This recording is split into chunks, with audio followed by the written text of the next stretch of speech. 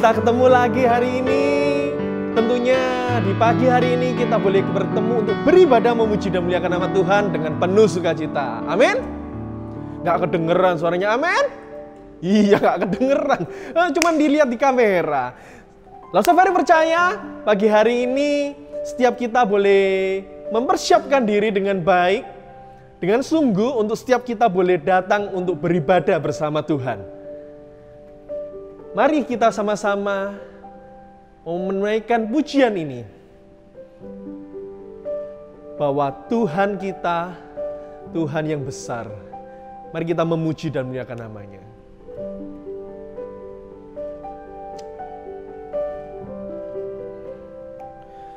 Kami memuji kebesaran-Mu, ajaib Tuhan, ajaib Tuhan. Kami memuji kebesaran-Mu, ajaib Tuhan, ajaib Tuhan. Thus sing my soul, my Savior God to Thee. How great Thou art, how great Thou art, how great Thou art. Then sing my soul, my Savior God to Thee.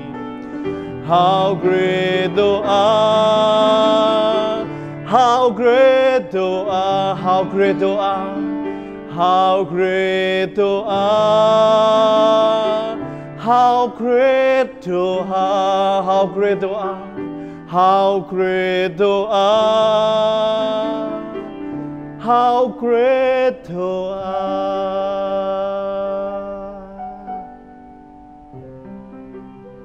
Saat kami boleh memuji memuliakan nama-Mu Tuhan, dan kami mengagungkan nama-Mu, sangat besar kuasa-Mu Tuhan bagi setiap kami.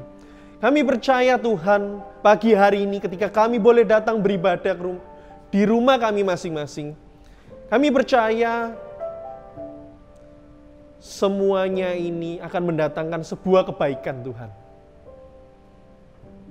Tolong kami Tuhan, urapi hati dan pikiran kami, agar kami boleh fokus dan kami boleh berkonsentrasi, untuk kami boleh datang beribadah kepada Engkau. Ini doa seruan kami Tuhan. Kami menaikkan syukur kami hanya di dalam nama Tuhan Yesus, kami ucap syukur dan berdoa. Amin. Halo guys, sudah siap memuji dan memuliakan nama Tuhan? Sudah? Tentunya kita sudah siap untuk memuji dan memuliakan nama Tuhan. Pagi hari ini kita akan mendengarkan seri 7 mujizat Yesus di dalam kitab Yohanes. Hari ini sudah minggu keberapa? Minggu ketiga.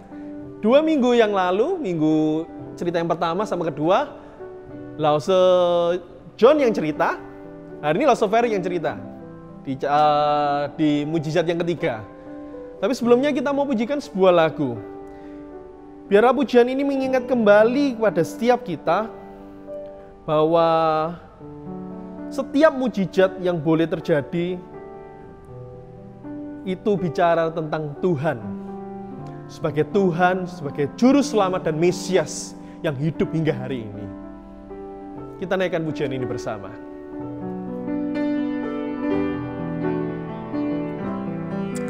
Hanya Kau Tuhan di setiap kehidupan kami.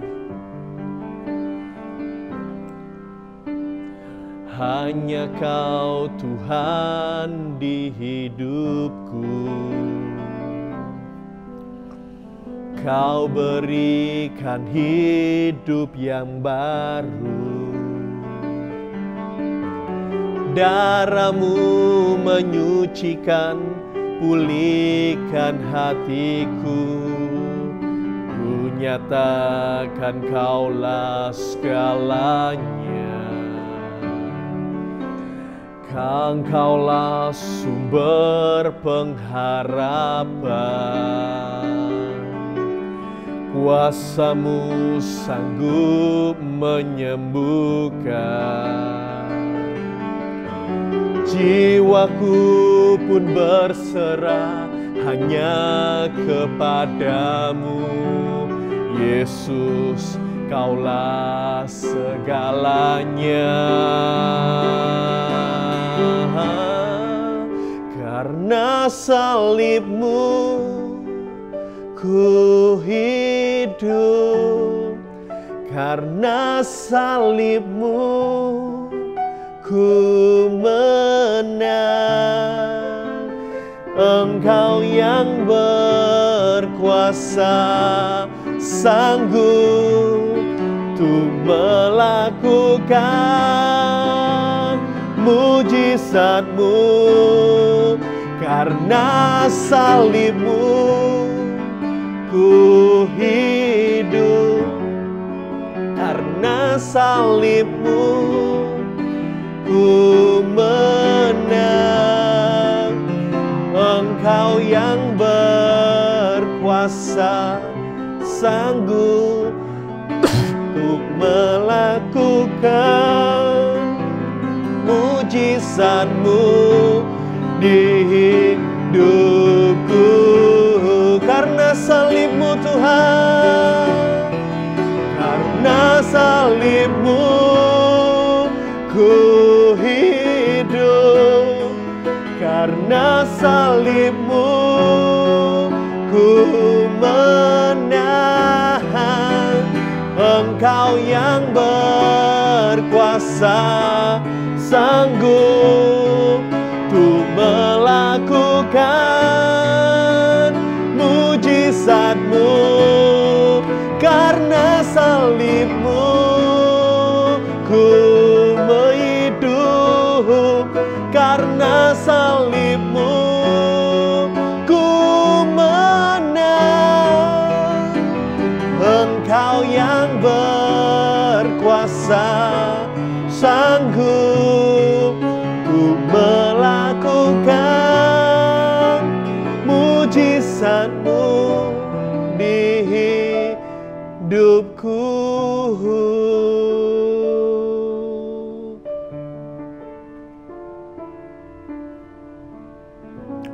Oke, teman-teman semua, pagi hari ini sudah siap semua dengar firman Tuhan? Oke, masih inget nggak minggu yang lalu Lause John cerita tentang apa? Yo, masih inget nggak? Mujizat yang kedua. Dua. Nah, inget nggak? Apa? Yes, betul. Setiap mujizat-mujizat yang akan kita sama-sama pelajari selama kurang lebih 7 minggu ke depan, mujizat-mujizat ini dipilih dan punya tujuan sebenarnya. Tujuannya apa? Setiap mujizat ini ingin menunjukkan bahwa Yesus adalah Mesias, anak Allah yang hidup. Dan minggu yang lalu di mujizat yang kedua, Yesus menyembuhkan anak pegawai istana. Lah sebenarnya nggak ngulangin lagi ya, biar nanti nggak kelamaan. Dan minggu hari ini, di pagi hari ini, Lause Ferik akan cerita tentang mujizat yang ketiga. Mujizat yang ketiga. Apa itu? Sebelum kita mau sama-sama belajar, Lause Ferik ingin tanya, sudah bosen nggak sih di rumah terus nih? Sudah bosen nggak? Lause Ferik kalau di rumah ya cukup bosen sebenarnya. Saya yakin teman-teman semua di rumah pasti mulai bosen, betul? Yang biasanya sekolah, ya, biasanya bisa jalan-jalan, bisa main, sekarang di rumah terus, stay at home terus, ya kan? Nah, kalau kita bicara tentang di rumah, teleibadah yang kita hari ini juga lakukan, teman-teman juga melihatnya nonton di rumah, betul? Nah, pertanyaannya begini, apakah teman-teman hari ini ketika nonton atau berteleibadah mempersiapkan diri dengan baik? Atau mungkin dalam tanda petik ada yang belum mandi, ya kan? Mungkin ada yang belum mandi, ya kan? Atau mungkin ada yang belum gosok gigi, mungkin, ya. Atau mungkin sudah mandi, sudah sikat gigi. Tapi masih ngantuk-ngantukan, jadi dengerinnya sambil tidur-tiduran. Atau mungkin ada yang dengerin firman Tuhan sambil makan, nyamil gitu kan, lapar pagi. Nah, kita mau sama-sama melihat gitu ya, sikap kita juga ketika kita boleh datang beribadah. Apakah hati kita ini serius gak sih untuk datang beribadah sebenarnya? Nah, Tuhan Yesus juga pernah loh menegur bagaimana bangsa Israel itu dalam menjalankan ibadahnya melalui mujizat hari ini yang ketiga. Kita akan lihat sama-sama, oke?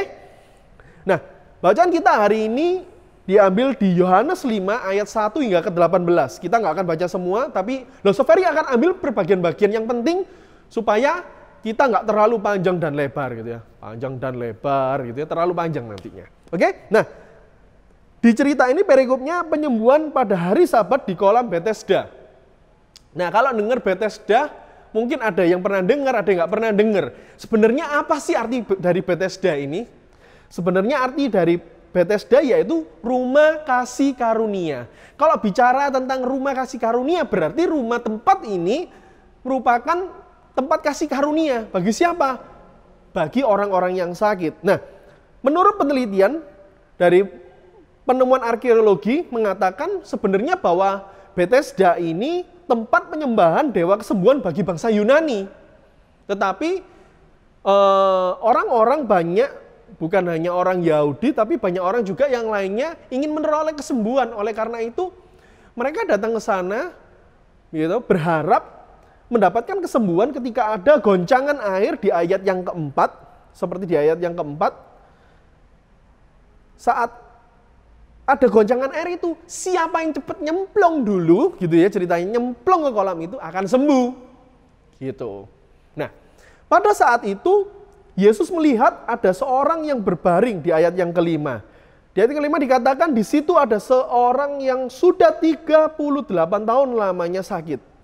Ayat 6, ketika Yesus melihat orang itu berbaring di situ dan karena ia tahu, nah ini, dan karena ia tahu bahwa ia telah lama dalam keadaan itu, berkatalah ia kepadanya, maukah engkau sembuh? Jadi, Yesus memberikan kasih karunia-Nya ini kepada orang yang lumpuh 38 tahun. Keren ya, 38 tahun gak kemana-mana. Di tepinya kolam itu terus, berharap ada yang nolong gitu, karena lumpuh gak bisa jalan. Dia berharap ada yang nolong, ngangkat dia, nyeburin itu ketika ada goncangan di dalam kolam itu. Tetapi 38 tahun tidak ada satu orang pun yang menolong dia. Dan ketika Yesus melihat dan dia tahu, Yesus tahu, akhirnya apa? Ada kasih karunia. Jadi begitu juga dengan keselamatan. Sebenarnya bukan respon kita sebagai manusia yang berdosa, tetapi Yesus jadi Allah sendiri yang berespon pada kita. Begitu juga di dalam cerita si lumpuh ini. Bukan karena keinginan si lumpuh ini pengen sembuh, pengen ketemu Yesus. Enggak. Tetapi Yesus sendiri mendatangi si lumpuh ini supaya apa? Supaya si lumpuh ini boleh berjalan dan mendapatkan kesembuhan.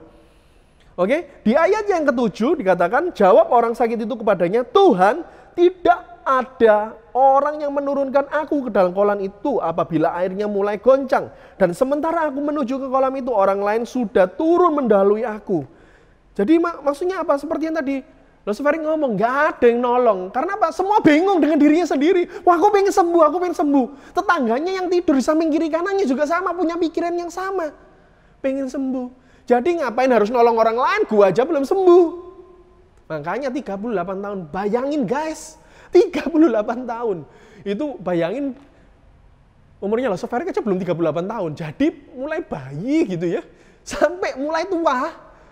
Di situ gak kemana-mana. Bayangin. Nah, di ayat yang selanjutnya kita mau sama-sama lihat. Di ayat ke-8 ini ada yang keren pernyataan dari Yesus. Kata Yesus kepadanya, bangunlah, angkatlah tilammu dan berjalanlah. Wow. Keren ini. Kok bisa keren? Karena apa? Karena selama 38 tahun gak ada yang nolong si lumpuh ini. Pada waktu seketika itu, dia bisa berjalan. Keren banget. Dan perkataan Yesus ini menunjukkan bahwa apa? Bahwa Yesus dialah Mesias, anak Allah yang hidup. Nah, pertanyaan selanjutnya gini, setelah bisa berdiri, apa yang dilakukan? Dia senang, happy. Dan akhirnya apa? Dia langsung beresin tikernya, langsung cepat-cepat ke bait Allah. Jadi tilam itu gitu ya, tilam itu semacam seperti tikar kalau zaman dulu gitu ya. Karena ya orang miskin, nggak punya kasur gitu ya. Jadi tinggalnya ditilam. Seperti modelnya seperti tikar. Jadi dia bersihin tikarnya, kemudian cepat-cepat ke bait Allah.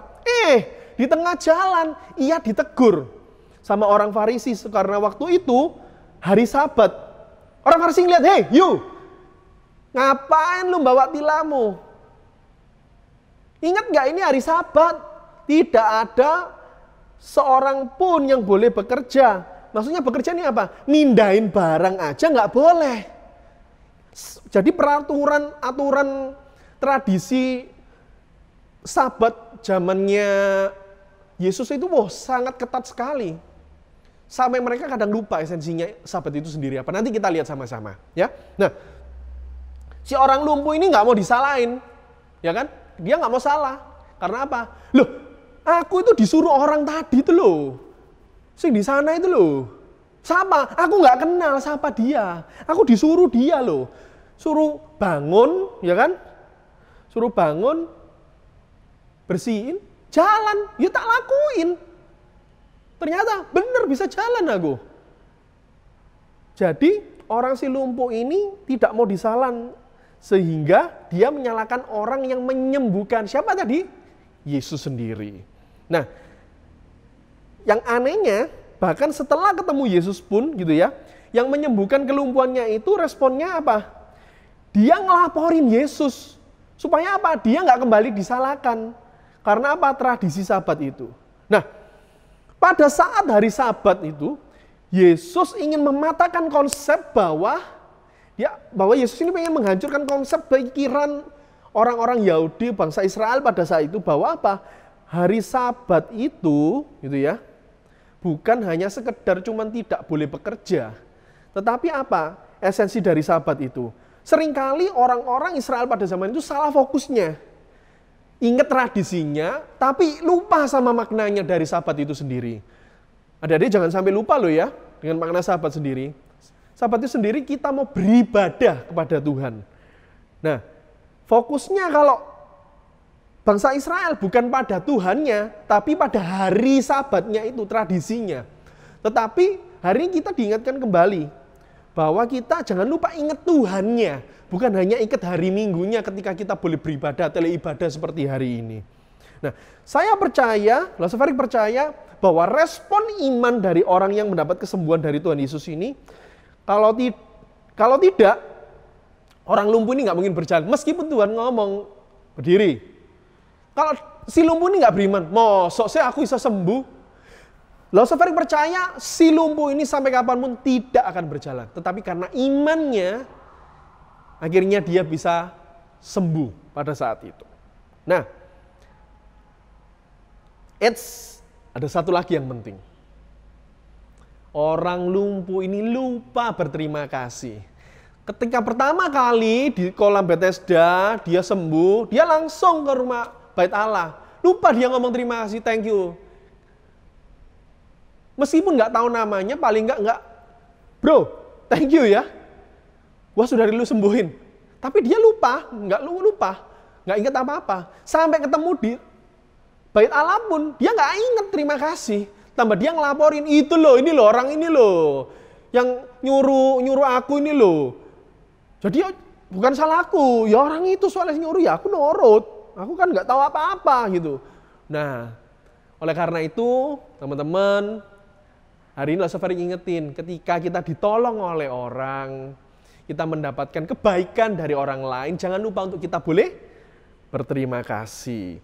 Ya, di ayat yang ke-13 kita mau lihat sama-sama.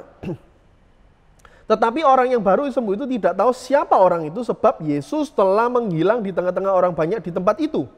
Jadi si lumpuh ini aneh kan? Padahal zaman itu nama Yesus itu lagi terkenal gitu ya. Jadi Nggak mungkin orang nggak tahu namanya Yesus. Tapi orang lumpuh ini nggak tahu kenapa. Karena bayangin 38 tahun men nggak kemana-mana. Di sana aja. Dan Yesus mungkin belum pernah ke Bethesda juga. Jadi nggak pernah tahu. Jadi si lumpuh ini nggak pernah tahu. Nggak update bahasanya gitu pada saat itu. Sehingga nggak tahu namanya Tuhan Yesus itu siapa Yesus. Nah, di ayat yang ke-14, tadi Losafri udah ngomong, ketemu lagi sama si orang itu. Dia nggak tahu siapa. Dia punya, itu loh, dia nyembuhin aku. Memang sudah lupa. Ya udah kalau lupa ya toh ngomong terima kasih. Tapi yang kurang ajarnya ini bahasanya, kurang ajarnya. Si lumpuh ini ngelaporin ke orang-orang Farisi. Hei, ini loh orangnya. Ini orangnya. Sing ngelaporin aku ini, Yang nyembuhin aku ini loh, ya ini orangnya. Aku enggak tahu siapa namanya, cuman ini orangnya. Dia ngelaporin ke orang-orang Farisi pada saat itu. Apa sih sebenarnya yang Tuhan mau ingetin pada setiap kita? Ini yang pernyataan keren kedua Tuhan. Di ayat yang ke-17. Dikatakan, tetapi ia berkata kepada mereka, Bapakku bekerja sampai sekarang, maka aku pun bekerja juga. Dan ayat 17 ini menjadi ayat hafalan kita pada hari ini. Ya, coba kita baca sekali lagi dengan suara yang keras. Siap? 1, 2, 3. Tetapi ia berkata kepada mereka, Bapakku bekerja sampai sekarang, maka aku pun bekerja juga. Di atas tradisi Sabat cuman ada Tuhan. Bahasanya gini, Tuhan itu enggak ada yang ngerti namanya Sabat. Yang menjalani Sabat itu manusia. Dengan kata lain apa? Yesus sendiri sebagai Tuhan dan sebagai Dia Mesias ingin menunjukkan dirinya bahwa Dia ini sebenarnya Allah sendiri. Karena apa? Hukum Sabat enggak berlaku. Dia ngomong, Bapak aku loh bekerja, masa aku tidur-tiduran. Ya kan gitu. Oleh karena itu, kita diingatkan kembali. Begitu juga seperti orang Farisi. Begitu juga teman-teman yang ada di rumah. Yesus ingin ngasih tahu bahwa Yesus adalah anak Allah Mesias yang hidup. Dan itu menjadi tujuan sahabat orang Farisi. Dan begitu juga tujuan ketika kita beribadah di rumah, dimanapun kita berada. Di ayat selanjutnya, di ayat yang ke-18, kita sama-sama lihat. Sebab itu orang-orang Yahudi lebih berusaha lagi untuk membunuhnya. Bukan saja karena ia meniadakan hari Sabat, tetapi juga karena ia mengatakan bahwa Allah adalah Bapanya sendiri. Dan dengan demikian dirinya dengan Allah. Sebenarnya siapa sih orang Yahudi ini? Orang Yahudi ini yaitu ahli-ahli Taurat. Orang-orang Farisi. Yang mereka itu sebenarnya nggak suka sama Yesus. Karena apa? Yesus itu ngaku dirinya itu anak Allah. Dia ini Allah, Mesias. Nggak ada. Zaman itu nggak ada. Jadi orang-orang Yahudi alias ahli Taurat dan orang Farisi nggak seneng. Benci banget sama namanya Yesus. Apa yang mau kita sama-sama lihat pada pagi hari ini? Yang pertama, tradisi itu dibuat oleh manusia. Aturan-aturan dibuat oleh manusia. Untuk apa? Menunjukkan keseriusan hati kita ini untuk datang kepada Tuhan, untuk kita ini mau mengikut Tuhan. Bahkan ada beberapa yang Tuhan perintahkan seperti ibadah pada hari Sabat. Kalau kita ibadahnya hari ini hari Minggu. Ya.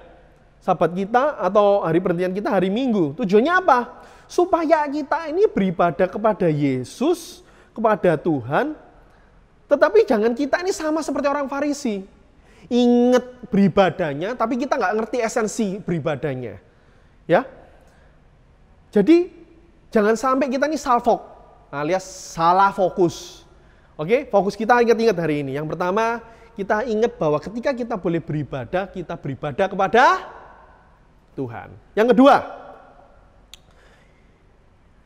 apa yang mau kita sama-sama perhatikan?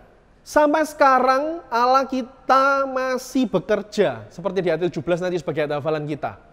Bapa kita bekerja, aku juga bekerja. Jadi Allah kita sampai hari ini masih bekerja di musim COVID-19. Kata firman Tuhan di dalam Roma 8 ayat 28 dikatakan, kita tahu sekarang bahwa Allah turut bekerja dalam segala sesuatu untuk mendatangkan kebaikan bagi mereka yang mengasihi Dia, yaitu bagi mereka yang terpanggil sesuai dengan rencana Allah. Jadi teman-teman semua, gitu ya, Allah turut bekerja melalui wabah COVID-19 ini. Ya, COVID-19 ini Allah masih turut bekerja untuk mendatangkan apa? Kebaikan bagi setiap mengasihi Dia. Siapa yang mengasihi Dia? Tentunya teman-teman semua yang ada di rumah dan juga Lasoverik. Dan siapapun orang yang percaya Tuhan yang mengasihi Dia. Yang ketiga, yang terakhir, jangan lupa, Yesus itu adalah Mesias, anak Allah yang hidup melebihi tradisi-tradisi yang ada hari ini. Mau ibadah di rumah, mau ibadah di gereja, Yesus harus tetap mendapat tempat penghormatan yang paling tinggi. Kenapa kok tadi Lasoverik pertama nyanyi lagunya, kami memuji kebesaran-Mu, how great Thou art. Benar-benar Lasoverik ingin mengajak setiap kita ini merasakan bahwa sangat besar anugerah-Mu Tuhan. Hingga saya masih boleh beribadah, meskipun tidak ibadah, meskipun kita di rumah. How great Thou art. Sangat besar anugerah-Mu Tuhan. Oke? Pertanyaannya bagi kita, sudahkah ketika kita ibadah di rumah ini, kita sungguh-sungguh, seperti kita datang ke gereja, sama enggak? Atau kita, dere ibadah ya, ya wes lah ya wes, disuruh orang tua gitu kan, ayo, cepetan. Apakah kita punya perasaan seperti itu atau memang yes, waktunya kita beribadah, yes, ketemu Tuhan lagi. Wah, dengerin si firman Tuhan lagi nih. Apakah juga kita ketika beribadah, ada yang main handphone, loh gak kelihatan loh, gak kelihatan. Gak ada yang kelihatan, yang kelihatan cuma Tuhan. Ngasih main-main. Nah loh, ayo, siapa yang ngelakuin itu di rumah? Nah, hari ini Lasoverik ingin sama-sama kita melakukan untuk mengajak setiap kita, untuk kita boleh datang beribadah, meskipun kita beribadahnya ibadah, ayo dengan hati kita, dengan hati yang penuh sukacita, dengan hati yang sungguh-sungguh, nggak main-main. Oke? Karena apa? Sesungguhnya ibadah di mata Tuhan itu sama. Ingat, ibadah di mata Tuhan itu sama. Dan Lasoverik ingin juga, sebenarnya sudah kangen pengen ketemu kalian. Lama loh, sudah hampir sebulan loh ya. Gak kerasa sudah sebulan kita melakukan ibadah ini terus. Ya. Cuman hari ini Lasoverik cuma bisa ngelihat kamera ini. Tetapi Lasoverik ingin berdoa untuk setiap kita, setiap kalian yang ada di rumah. Untuk setiap kita tetap kuat, kita dengan sungguh-sungguh boleh datang beribadah kepada Tuhan. Yang terakhir, bagaimana sikap kita atau cara kita datang beribadah kepada Tuhan? Mari kita berdoa. Kami bersyukur Tuhan melalui kebenaran-Mu, firman Tuhan-Mu yang indah pada pagi hari ini mengingatkan kami kembali. Sungguh Engkau Mesias, anak Allah yang hidup. Dan kami percaya Tuhan, setiap apa yang boleh lakukan, semuanya itu boleh mendatangkan kebaikan. Tuhan, tolong kami ketika kami boleh beribadah, kami boleh beribadah dengan hati yang penuh sungguh-sungguh. Dan kami boleh fokus Tuhan, kami tidak main-main. Tolong kami Tuhan. Dan melalui COVID-19 ini kami percaya Tuhan, seperti yang kami sudah baca tadi di dalam Roma, Allah turut bekerja Tuhan.